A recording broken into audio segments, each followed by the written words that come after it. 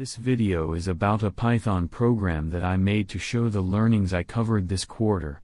The basic indicators I learned are price, volume, moving averages or MAs, and moving average convergence divergence as MACD.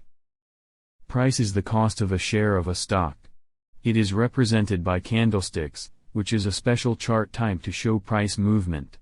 The topmost part of the candle is the highest price traded in a time period, like day for example.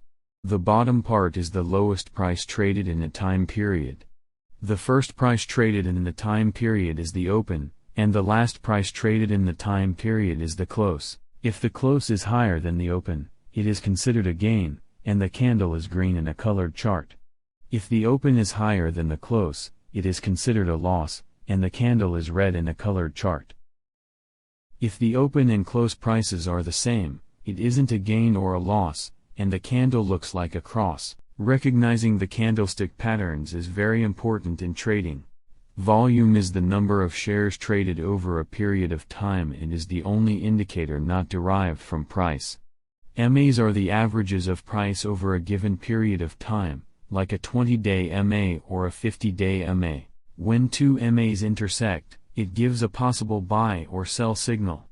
MACD is the difference between two MAs, especially the 12-period exponential MA and the 26-period exponential MA. There is also a signal line, which is the 9-period exponential MA of the MACD, that triggers possible buy or sell signals every time it crosses the MACD. There is also a histogram, the MACD-H, that tells the difference between the MACD and signal line for legibility. I coded a program in Python that displays the price, volume, MAs, and MACD of the Philippine Stock Exchange Index or PSEi. In this program, first I import the libraries that I would use for this project, like Plotly to show the charts, Pandas to import the data, and TA to find the values of some indicators like the MACD.